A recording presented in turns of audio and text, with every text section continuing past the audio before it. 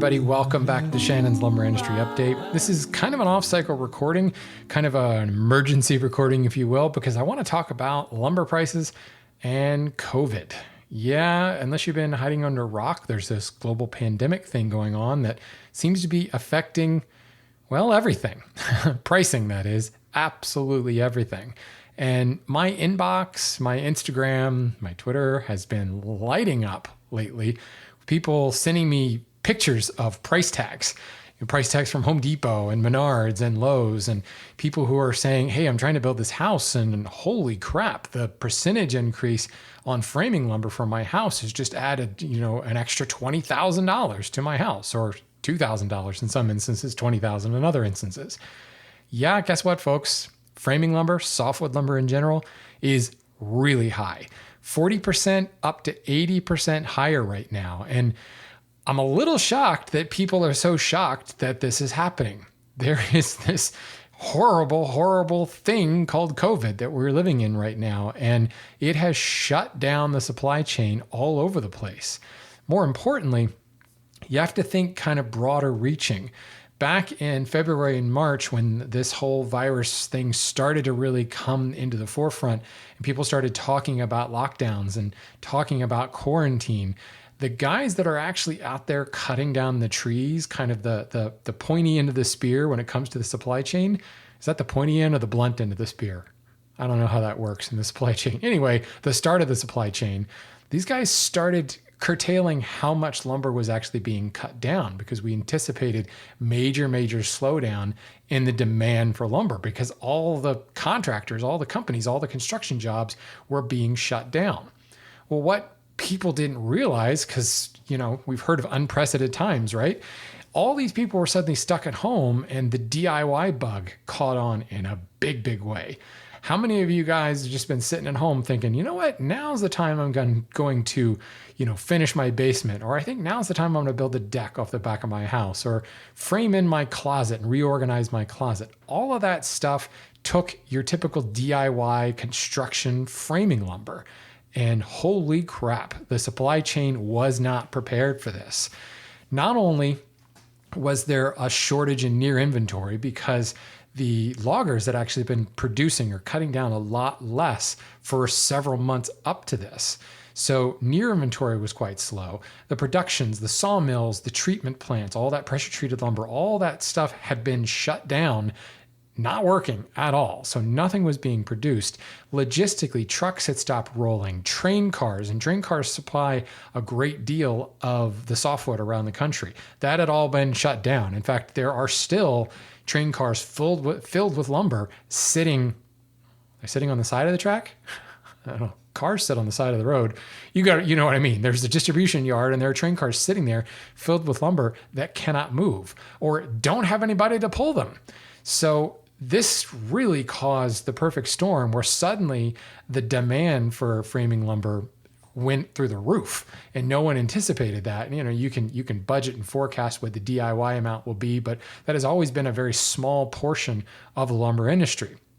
Hobby woodworkers complain all the time about how they can't get any respect. They can't get any decent pricing because I'm just a small guy. Well, yeah, it is a very small percentage of the overall lumber industry. So as we saw the commercial sector and commercial job sites and everything start to shut down, everybody kind of braced and kept their head down and went into hibernation.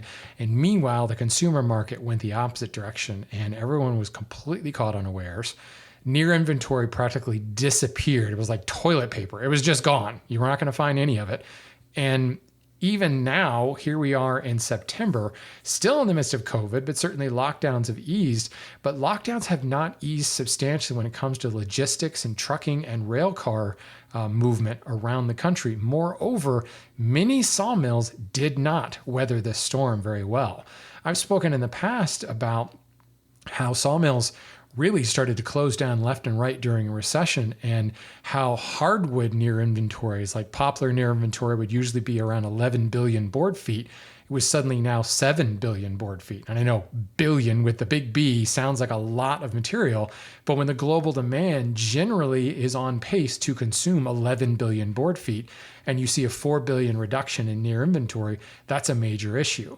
So already the lack of people actually cutting down the trees, the lack of people actually sawing them to boards, kiln drying the boards, or in the softwood industry, well, kiln drying still, but also pressure treating, that's not there. The capacity to do this work is severely curtailed because many of these mills and manufacturing plants shut down and then filed for bankruptcy and did not reopen. So now we're staring at the situation where there's a huge demand and a much smaller capacity to be able to produce what we're talking about. So there are, like, for instance, pressure treatment mills. And granted, this is not really my area of expertise. I work in the hardwood business, and I'll talk about that in a little bit. So some of this is just research and making a couple phone calls to guys that I know in softwood plants.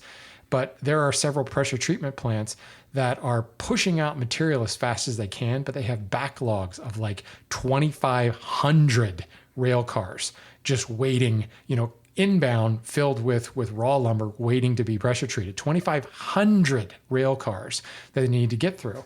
And at most, a lot of these mills are able to maybe push out 25 a day. I mean, the process is the process. There's really no way to speed it up.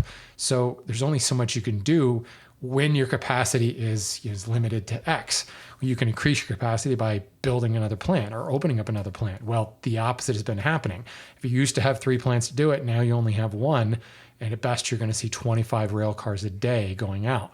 So a lot of the softwood suppliers that I know, the typical 84 Lumbers and Home Depots and things like that, even your local Ace Hardware, are kind of dealing with what they can get. Like the truck rolls in and it's kind of like, well, what's in it today, Bill? I don't know, but we're going to take whatever we can get in all kinds of weird sizes, to the point where I'm seeing some of the local mills that are actually sawing lumber to customer demands. This does not happen in the softwood industry. Softwood and framing lumber is standardized sizes, right? 2x4, 2x6, 2x8, 2x10, 2x12, etc. They're taking 2x6s and sawing them into 2x4s and to meet customer demand, because whatever comes off the truck, where it used to be I got a rail car full of 2x4s or 2x6s, now you've got random width and random length coming in. And the length spec is the real difficult thing, where certainly 2x4 is a standard size, 2x4x8 is a standard size. When you get into 2x6s and 2x8s and joist type material, especially in pressure treated, when we're talking about decks, that length spec can be 12 foot, could be 22 feet. And for the deck builders out there, they are often very concerned about their length spec in order to try to get, a seamless decking board or get a joist that spans whatever the substructure of the deck is. So it is crazy right now, as not only is there a lower quantity coming out of the mills to the actual retailers and distributors, but the distributors are now putting more work, more labor into that cost, because they're having to do more transformation, more ripping and milling and cross-cutting there on site that they normally have not had to do before. Now, decking season is coming to a close. It's kind of a summer building season, and there's a little bit of a boom in the fall, especially in beachfront communities, where as the beachgoers go home, the construction can kind of start back up again. So we will see an uptick in deck building probably through the end of October, and then things just really shut down. So we are hopeful that this kind of behind the 8 ball thing is going to be able to recover, and people will be able to build up the near inventory again. And ideally, come next summer, we should see a normalization of the softwood lumber market. But personally, I'm not optimistic for this. There's still so much unknown when it comes to COVID. And there's the great hope out there is this vaccine that maybe will show up in January. Well, who knows, right? And my wife is a teacher, so there's a lot of talk there of, hey, this is just the new normal now. And a lot of people are kind of settling into, this is not going to end with a calendar year, and we're going to be looking at some lingering effects, if not just the new world order in 2021. So I am not exactly sure if it's just going to be totally hunky-dory and we're going to see the return of softwood lumber prices as they were before. I do think you're going to see a lessening, the 80% increases on some sizes, especially some of the wider sizes, and certainly the longer lengths. That's the really expensive stuff. your 10, 12, up to 20 foot long pieces of 2x10s, 2x12s, even 2x8s, those are really hit hard. Your 2x4s are up about 30% in some places, 40% in other places. We should see some more of that commodity material really come back to more of a normal around November or December. But again, will we see, as the DIY market starts to kind of calm down and more lockdowns are released, will the commercial market try to recover? And traditionally, there is a lot of building going on in the fall and winter. As I said before, in the residential market, when people aren't on vacation and people aren't at their beach houses and things like that, a lot more work can be done. Plus, there's a lot of these commercial contractors that are hurting, and they've got to kind of get a lot more business done before the end of the year in order to meet their projections. So as that DIY market subsides a little, we could actually see the commercial market take a major uptick, and this supply issue is not going to get any better, especially when you consider the overwhelming percentage of the softwood market goes towards the commercial sector. So if that comes back strong and maybe even stronger in people's attempt to kind of recoup their losses from the early part of this year, we could see an even greater shortage coming out of the softwood lumber industry. So if that's the case, not to be all doom and gloom, because it's the last thing we need in this day and age, but I really personally am not optimistic that we're going to see massive recovery in softwood lumber prices before March or April of next year. And if hopefully the supply chain, the guys sawing material and treating and drying the actual logs, if that has recovered and capacity is back to where it should be, we may still see an increase as the spring demand increase, or spring demand goes up. But ideally, if the capacity is there, that lumber price should normalize and drop back to what we normally would see relatively quickly. Now, on the opposite end of that, the hardwood market has kind of done the opposite. Hardwood has been hurting for a while. You know what I should mention before I move away from softwoods is softwood tariffs have been a looming thing, since the 70s. But there was a softwood tariff that happened right near the end of last year that had started the increase in softwood prices already. So that truly was the perfect storm. Prices were already in the upswing when logging started to go down, and then the virus and the quarantine and the DIY market kicked in. So it really, truly was perfect storm there. I bring that up because on the hardwood side of things, we started to see a massive decrease in the demand as construction was faltering during kind of uncertain times. As commercial sectors started to shut down and all the trim carpentry type work and the things that might call for more hardwoods, poplars, oaks, and a lot of domestics, plus massive tariffs on import material. So there was a general shift away from export and into import hardwood species, but there was a massive shortage and continues to be a massive shortage in the capacity. It's what I was talking about earlier with the 7 billion board feet of poplar instead of 11 billion. We've already had massive shortages in white oak and red oak, starting to see some shortages, not shortages. I hate to use the word shortage. It's not that they're not out there. It's just there's no one there to fell the tree. There's no one there to take that log and saw it into boards. There's no one there with the expertise to kiln dry that material. Plus, the customers themselves aren't there in large demand. As the commercial sector has really slowed to basically nothing, there are actual lumber yards, hardwood lumber yards, that appear to have a lot of inventory in stock because there's no one buying them. But at the same time, they're almost rationing out that inventory because they have nothing on the horizon. Their buyers are trying to find the species that they do a lot of business in, and they're getting, dregs and drags as well, and not really certain what they're getting. They can't get the length and width spec that they're normally looking for.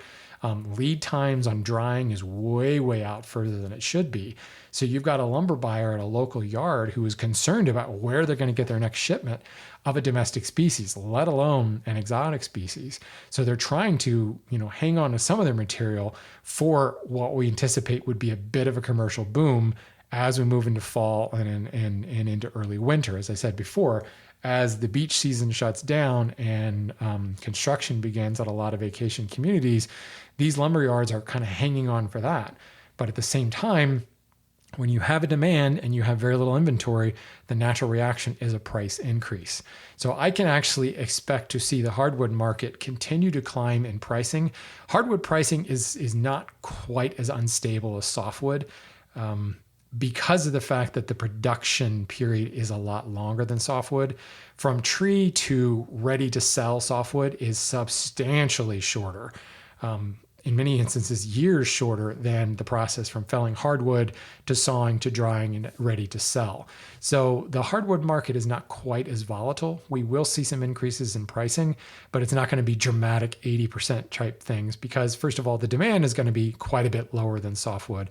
And as I said, it's a little bit more insulated because of the longer lead times required.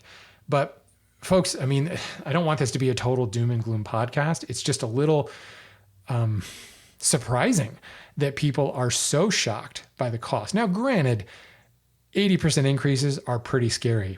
What was interesting is, and I think what's shocking most people, is the speed with which these price increases hit. It seems like just a few weeks ago, you were buying 2x8s for kind of a normal-ish price. And then over the period of a week, it doubled. And in some instances went up even higher than that. So I can't understand why people maybe didn't quite notice that, oh yeah, maybe it's 10 cents more, maybe it's 20 cents more, but it was still kind of in that same dollar price point. Now suddenly it's $1, $2, $4, $8 more per board.